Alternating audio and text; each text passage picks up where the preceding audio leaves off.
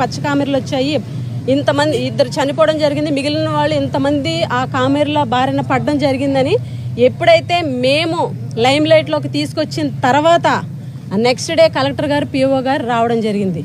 2 పిల్లలు చనిపోయిన తర్వాత, ఇంతమంది ఎఫెక్ట్ అయిన తర్వాత మేము వెళ్ళి దాన్ని వెలుగులోకి తీసుకొచ్చిన తర్వాత మాత్రమే అధికారులు నెక్స్ట్ డే 2వ తారీఖున కలెక్టర్ గారు కానీ పిఓ గారు రావడం జరిగింది. మేము ముందే చెప్పాం వాటర్ కంటామినేషన్ వల్ల ఇది జరిగి ఉంటుంది అని. ఎందుకనంటే పక్కనే ఉన్న ఏకలవ్య స్కూలు, గురుకులం స్కూలు రెండింటికి కూడా కామన్గా బోర్ ఒక్కటే. ఏకలవ్య స్కూల్లో ఉన్నటువంటి పిల్లలకు కూడా 3 పిల్లలకు వచ్చింది, గురుకులంలో ఉన్నటువంటి పిల్లలకు కూడా ఈరోజు 129 మందికి వచ్చింది. రెండింటికి కామన్ థింగ్ ఏంటి అని చూస్తే బోరు.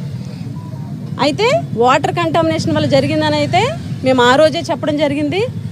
ఈరోజు ఏదైతే కేజీహెచ్లో ఉన్నటువంటి నిన్న సాక్షిలో వంశీ డాక్టర్ గారు కూడా వాటర్ కంటామినేషన్ వల్ల ఇది వచ్చిందని కూడా నిర్ధారించడం జరిగింది. ఏదైతే వాటర్ కంటామినేషన్ వల్ల జరిగిందో, ఏదైతే ఇంతమంది విద్యార్థులు ఈరోజు ఎఫెక్ట్ అయ్యారో పూర్తిగా ప్రభుత్వ నిర్లక్ష్యం అని చెప్పి మేము గట్టిగా చెప్పగలం. ఎందుకనంటే గతంలో జగన్మోహన్ రెడ్డి గారి ప్రభుత్వంలో ఏర్పాటు చేసినటువంటి ఆర్ఓ ప్లాంట్లు ఏవైతే ఉన్నాయో అవి మెయింటెనెన్స్ చెయ్యట్లేదు, ఫిల్టర్స్ మార్చట్లేదు, అవి పని చేయడం లేదు. కనీసం పిల్లలకి ఏదైతే భోజనం చేసే భోజనశాల దగ్గర హాట్ వాటర్ కూడా ఇవ్వట్లేదు. ఆ రోజు మేము ప్రశ్నించడం జరిగింది, కనీసం స్థానిక ఎమ్మెల్యే కానీ మంత్రి కానీ పట్టించుకోలేదని. మంత్రి గారు చాలా తాపీగా ఈరోజు 5వ తారీఖు 1వ తారీఖున ఇన్సిడెంట్ అనేది బయటపడితే 5వ తారీఖున తాపీగా మంత్రి గారు రావడం జరిగింది. ఈరోజు వచ్చి ఆవిడ మాట్లాడినటువంటి మాటలు ఒకసారి గుర్తు తెస్తే ఆవిడ ఏమంటారు, ఆర్ఓ ప్లాంట్ పనిచేస్తుంది మీరు వెళ్ళి చూడండి అని. నిన్న గురుకులం సెక్రటరీ గౌతమి గారు స్టేట్మెంట్ కూడా ఇవ్వడం జరిగింది మీడియాలో. ఏమనంటే ఆర్ఓ ప్లాంట్ పనిచేయట్లేదు, పిడుగుపాటు వల్ల ఆర్ఓ ప్లాంట్ పోయింది, కొత్త ఆర్ఓ ప్లాంట్ కూడా శాంక్షన్ చేస్తున్నామని చెప్పేసి గురుకులం సెక్రటరీ గౌతమి గారు నిన్న స్టేట్మెంట్ ఇవ్వడం జరిగింది. ఈ రోజు మంత్రి గారు వచ్చి ఆర్ఓ ప్లాంట్ పనిచేస్తుంది మీరు వెళ్ళి చూడండి, ఆ పార్టీ వాళ్ళు అలాగే చెప్తారు అని చెప్పి పచ్చి అబద్ధాలు మంత్రి గారు మాట్లాడారు. నేను ఒకటే అడుగుతున్నా, అసలు ఈ ప్రభుత్వానికి కమిట్మెంట్ ఉందా, ఈ ప్రభుత్వానికి డెడికేషన్ ఉందా అని చెప్పి మేము ప్రశ్నిస్తున్నాం. ఎందుకనంటే అసలు అందరికీ తెలియని విషయం ఏంటి అనంటే 1.5 రోజులుగా ఆ హాస్టల్లో సండే చికెన్ పెట్టట్లేదు. ఏంటా అని ఆరా తీస్తే 1.5 రోజుల క్రితమే జాండీస్ ఎఫెక్ట్ అయ్యి కొంతమంది ఇబ్బంది పడుతున్నారని చెప్పి ప్రిన్సిపల్ సైలెంట్గా చికెన్ ఆపేసి ఉన్నతాధికారులకి చెప్పకుండా ఉంచడం జరిగింది. అలాగే 19వ తారీఖున కలెక్టర్ గారు గురుకులంకి విజిట్కి రావడం జరిగింది. విజిట్కి వచ్చినటువంటి నేపథ్యంలో అక్కడ హెల్త్ క్యాంప్ కూడా నిర్వహించడం జరిగింది. హెల్త్ క్యాంప్ నిర్వహించినప్పుడు అంజలి అనే అమ్మాయికి అక్కడ ఫీవర్ ఐడెంటిఫై అయ్యిందని కూడా ప్రిన్సిపల్ గారు ఆన్ రికార్డ్ చెప్పడం జరిగింది. ఆ రోజు అంజలికి ఫీవర్ ఎఫెక్ట్ అయిందని రిపోర్ట్లో వచ్చింది, కాకపోతే మామూలు ఫీవర్ అని వచ్చింది, ట్రీట్మెంట్ ఇవ్వడం జరిగింది, కొంచెం తగ్గి నీరసంగా ఉందని చెప్పేసి రెస్ట్ తీసుకుంది 19వ తారీఖు అని చెప్పేసి ప్రిన్సిపల్ గారు చెబితే ఈరోజు అధికారులు ఏమంటున్నారు, అంజలి వాళ్ళ పేరెంట్స్ బలవంతంగా తీసుకెళ్ళిపోయి నాటు వైద్యం ఇచ్చారంటున్నారు. స్కూల్లోనే అంజలి ఎఫెక్ట్ అయ్యింది, స్కూల్ యాజమాన్య నిర్లక్ష్యంతో అంజలి చనిపోవడం జరిగింది. అలాగే 22న ఎవరైతే కల్పన కురుపాం సిహెచ్సిలో అడ్మిట్ అవ్వడం జరిగింది. కల్పన కూడా స్కూల్లోనే ఎఫెక్ట్ అయితే అందరూ 21వ తారీఖున వెళ్తే సెలవులని పిల్లలు 20వ తారీఖునే స్కూల్ మేనేజ్మెంట్ కల్పనని పంపించేయడం జరిగింది. 22వ తారీఖున కల్పనని సిహెచ్సిలో జాయిన్ చేస్తే 2 రోజులు అక్కడ ట్రీట్మెంట్ ఇచ్చి 24 పార్వతీపురంలోకి రిఫర్ చేస్తే పార్వతీపురం నుంచి కేజీహెచ్కి 29న రిఫర్ చేశారు. 29th ఇక్కడ ట్రీట్మెంట్ 1వ తారీఖున కల్పన చనిపోవడం జరిగింది. ఈరోజు ఏమంటారు, అధికారులు వచ్చి అంజలి ఇంటి దగ్గర ట్రీట్మెంట్ తీసుకుంది అందుకు చనిపోయింది అంటారు. మరి కల్పన హాస్పిటల్లోనే ఉంది, వచ్చి ఎఫెక్ట్ అయిన దగ్గర నుంచి 22 నుంచి కల్పన హాస్పిటల్లోనే ఉంది, 22 నుంచి చనిపోయే వరకు కూడా హాస్పిటల్స్ ట్రీట్మెంట్లోనే ఉంది. కల్పన ఎందుకు చనిపోయింది? ఈరోజు తూతూ మంత్రంగా అక్కడ ఉన్నటువంటి ప్రిన్సిపల్ని, అక్కడ ఉన్నటువంటి ఏఎంని సస్పెండ్ చేసి చేతులు దులిపేసుకొని వాళ్ళ నిర్లక్ష్యమే అని చెప్తున్నారు. ఈరోజు కురుపాం సిహెచ్సిలో 2 రోజులు ఉన్నారు, ఏరియా హాస్పిటల్లో 2-3 రోజులు ఉన్నారు, కేజీహెచ్లో 2 రోజులు ఉన్నారు. కల్పన ఎందుకు చనిపోయింది ఈ ప్రభుత్వం సమాధానం చెప్పాల్సినటువంటి అవసరం ఉంది. పూర్తిగా ప్రభుత్వ నిర్లక్ష్యం, వైద్యపరంగా పూర్తిగా నిర్లక్ష్యం చేయడం వల్ల కల్పన చనిపోయిందని నేను స్ట్రాంగ్గా చెప్పగలను. ఈరోజు మంత్రి గారు అంటారు మేము అన్నీ చేసేస్తున్నాం, ఓన్లీ అక్కడ ఉన్నటువంటి సిబ్బంది నిర్లక్ష్యం వల్ల మాత్రమే పిల్లలు చనిపోయారని చెప్పేసి ఆవిడ చెప్తున్నారు.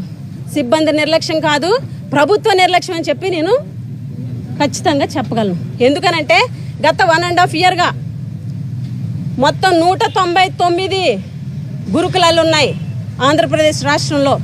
199 గురుకులాల్లో కూడా 1.5 yearగా ఎటువంటి మెయింటెనెన్స్ కూడా ఈ ప్రభుత్వం చేయట్లేదు.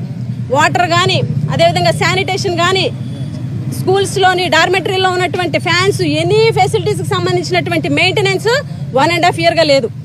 ఇంకొకటి 3 నెలలుగా శానిటేషన్ వర్కర్స్కి కనీసం జీతాలు లేవు, వాళ్ళు సరిగ్గా పని చేయట్లేదు. ఈరోజు కేవలం శానిటేషన్ లోపం వల్ల, ఈరోజు కేవలం అక్కడ ఉన్నటువంటి వాటర్ కంటామినేషన్ వల్ల పిల్లలు చనిపోవడం జరిగింది. మంత్రి గారు ఏమంటున్నారండి, మేము దోమతెరలు ఇచ్చేస్తున్నాం, ఆర్ఓ ప్లాంట్లు ఇచ్చేసాం, దోమతెరలు ఇచ్చేసాం అంటున్నారు. సూటిగా మంత్రి గారిని ప్రశ్నిస్తున్నా, 109 గురుకుల పాఠశాలలో ఒక్క పాఠశాలకైనా మీరు ఒక్క దోమతెర ఈ 1.5 yearలో ఇచ్చారని అడుగుతున్నాం. ఈ 1.5 yearగా మెయింటెనెన్స్ గురుకులాల్లో 199 స్కూల్లో గురుకులాల్లో మెయింటెనెన్స్ ఉందా అని ప్రశ్నిస్తున్నాం. మీరు ఆర్ఓ ప్లాంట్లు ఇచ్చామని చెప్పి మీడియా సాక్షిగా చెప్పారు. ఆర్ఓ ప్లాంట్లు ఇచ్చాను మీడియా సాక్షిగా చెప్పారు కాబట్టి మీరు ఒక్క ప్రూఫ్ పలానా స్కూల్కి మేము ఆర్ఓ ప్లాంట్ ప్రొవైడ్ చేసామని చెప్పారా? గత ప్రభుత్వంలో ఇచ్చినటువంటి ఆర్ఓ ప్లాంట్లు అన్నింటినీ కూడా 1.5 yearగా మెయింటెనెన్స్ చేయకపోవడం వల్ల, 1.5 yearగా ఫిల్టర్స్ మార్చకపోవడం వల్ల, 1.5 yearsగా కనీసం పట్టించుకోకపోవడం వల్ల అన్ని చోట్ల కూడా ఈరోజు ఈ ప్రాబ్లమ్స్ ఉన్నాయి. మీరు అంటున్నట్టుగా అక్కడ సిబ్బంది సమస్య అయితే, అక్కడ సిబ్బంది పర్యవేక్షణ లోపం అయితే, గురుకులాల అన్ని స్కూళ్ళల్లో కూడా శానిటేషన్ లేదు, గురుకులాల అన్ని స్కూల్లో కూడా మెయింటెనెన్స్ లేదు, అని చాలా చోట్ల ఆర్ఓ ప్లాంట్లు పనిచేయడం లేదు. స్టూడెంట్స్ డార్మెటరీల్లో ఫ్యాన్స్ మెయింటెనెన్స్ లేక తిరగకపోతే పాపం దోమలు కుట్టి ఇబ్బంది పెడుతుంటే క్లాస్ రూమ్స్కి వెళ్ళి పడుకుంటున్నటువంటి మాట వాస్తవం అవునా కాదా? డార్మెటరీలో ఫ్యాన్స్ పని చేయకపోతే మీరు ఏం చేస్తున్నారు? దోమతెరలు ఇవ్వాలి పిల్లలకి, సీజన్ వచ్చినప్పుడు దోమతెరలు ఇవ్వాలి. ఒక్క దోమతెర కూడా మీ గురుకులం నుంచి, ట్రైబల్ వెల్ఫేర్ నుంచి ప్రొవైడ్ చేయలేదని చెప్పి ఈ సందర్భంగా మేము మిమ్మల్ని అడుగుతున్నాం. అదేవిధంగా వాటర్ టెస్ట్ చేసాము, వాటర్ బాగుందని చెప్పేసి మినిస్టర్ గారు చెప్పడం జరిగింది. ఈరోజు కేజీహెచ్లో ఉన్నటువంటి డాక్టర్స్ కానీ, అక్కడ ఉన్నటువంటి కురుపాన్ సిహెచ్లో ఉన్న డాక్టర్ కానీ వాటర్ కంటామినేషన్ వల్లే జరిగిందన్న విషయాన్ని స్పష్టంగా చెప్పడం జరిగింది. మీరు వాటర్ బాగుందని ఎలా చెప్తారు? కనీసం ఒక కమిట్మెంట్, ఒక డెడికేషను రాష్ట్ర మంత్రికి లేకపోవడం, గిరిజన సంక్షేమ శాఖ మంత్రికి లేకపోవడం నిజంగా దురదృష్టకరం. ఎందుకంటే నేను ఎప్పుడు చెప్తుంటా ఆవిడ ఒక అసమర్థ మంత్రి అని. ఎందుకు ఆ మాట చెప్తున్నానంటే, కనీస అవగాహన లేకుండా ఆవిడ కేజీహెచ్కి వచ్చి తూతు మంత్రంగా చూసి ప్రెస్ మీట్ ఇచ్చారు. ఎందుకనంటే ఆవిడ ఏమన్నారండి, హాలిడేస్ 2 రోజులప్పుడు ఒక పాప చనిపోయింది, 30వ తారీఖున ఒక పాప చనిపోయిందని చెప్పారు కదా. 30వ తారీఖున కాదు, 1వ తారీఖున కల్పన చనిపోయింది. ఇంకొక విషయం కూడా చెప్పారు ఆవిడ, సికిల్ సెల్ ఎనీమియా వల్ల చనిపోయిందని చెప్పారు. ఒక మంత్రి అయ్యుండి కనీస సమాచారం లేకుండా, కనీస అవగాహన లేకుండా మంత్రి సికిల్ సెల్ ఎనీమియా తోటి కల్పన చనిపోయిందని ఎలా చెప్తారని చెప్పి ఈ సందర్భంగా నేను ప్రశ్నిస్తున్నా. కల్పనకి సికిల్ సెల్ ఎనీమియా లేదు. స్కూల్ నుంచి ఇంటికి పంపించారు, ఇంటి నుంచి డైరెక్ట్గా హాస్పిటల్కి వెళ్ళింది, హాస్పిటల్లోనే ట్రీట్మెంట్ అయింది చనిపోయే వరకు. అయినా కూడా కల్పన చనిపోవడం జరిగింది. వాటర్ ప్లాంట్ బాగానే ఉంది, వెళ్ళి చూడండి అని చెప్పి మీడియా ముఖంగా అన్నారు. మీ సెక్రటరీ ముందు రోజు వాటర్ ప్లాంట్ పోయిందని ఆవిడ కూడా చెప్పడం జరిగింది. నేను స్వయంగా వెళ్తే అక్కడ వంట కుక్కు వాటర్ ప్లాంట్ 2 నెలల నుంచి పనిచేయట్లేదు, మా దగ్గర వీడియోస్ కూడా ఉన్నాయి. ఈరోజు మంత్రికి కనీసం డెడికేషన్ లేదు. ఎందుకనంటే కురుపాం కాన్స్టిట్యున్సీలో గురుకులం ట్రైబల్ వెల్ఫేర్లో ఇష్యూ 1వ తారీఖున బయటకు వస్తే 5వ తారీఖున ఆవిడ కేజీహెచ్కి వచ్చారు. అది కూడా ముఖ్యమంత్రి దగ్గర నుంచి ఫోన్ వచ్చి వెళ్ళమని చెబితే వచ్చారని చెప్పి ప్రెస్లో కూడా వచ్చింది. అంటే ఎంత దారుణంగా మంత్రి వ్యవహారం ఉంది అని అంటే, 1వ తారీఖున ఆవిడ అక్కడే ఉన్నారు. సీఎం గారి మీటింగ్ విజయనగరం వచ్చారు, విజయనగరం నుంచి సాలూరు వచ్చారు. 2వ తారీఖు సాలూరులోనే ఉన్నారు. 3వ తారీఖు క్యాబినెట్కి వెళ్ళారు, అంటే సాలూరు నుంచి క్యాబినెట్కి విజయవాడ వెళ్ళి మళ్ళీ విజయవాడ నుంచి సాలూరు వచ్చారు. 4వ తారీఖున సాలూరు నుంచి పాడేరు వెళ్ళి ఆటోలకు సంబంధించినటువంటి కార్యక్రమం చేసి పాడేరు నుంచి సాలూరు వచ్చి సాలూరులో ఆటో కార్యక్రమం చేశారు. 5వ తారీఖున ముఖ్యమంత్రి గారి నుంచి ఫోన్ వస్తే మొక్కుబడిగా రావడం జరిగింది. అంటే మంత్రికి గిరిజన సంక్షేమ శాఖ మీద ఎంత నిర్లక్ష్యంగా ఉన్నారన్నది ప్రతి ఒక్కరికి కూడా అర్థమవుతుంది. ఈరోజు మేము చెప్పేది ఏంటి అంటే కేవలం ప్రభుత్వ నిర్లక్ష్యం వల్ల 1.5 ఇయర్గా వాటర్కి సంబంధించి RO ప్లాంట్లు మెయింటెనెన్స్ లేకపోవడం వల్ల, శానిటేషన్ వర్కర్స్కి జీతాలు ఇవ్వకపోవడం వల్ల, శానిటేషన్ సరిగ్గా జరగకపోవడం వల్ల, అక్కడ ఉన్నటువంటి ఫుడ్ నెల రోజుల క్రితమే ఏవైతే జాండీస్ వస్తే అక్కడ ఉన్నటువంటి ఎవరైతే స్కూల్ స్టాఫ్ ఉన్నారో, మేనేజ్మెంట్ ఉన్నారో పై అధికారులకి చెప్పకపోవడం వల్ల, స్వయంగా 19వ తారీఖున కలెక్టర్ గారు వెళ్ళిన రోజే అంజలి ఎఫెక్ట్ అయితే కనీసం కలెక్టర్ గారి దృష్టిలో కూడా పెట్టకపోవడం వల్ల, ఇవన్నీ దాచడం వల్ల ప్రభుత్వ నిర్లక్ష్యం క్లియర్గా కనిపిస్తుంది.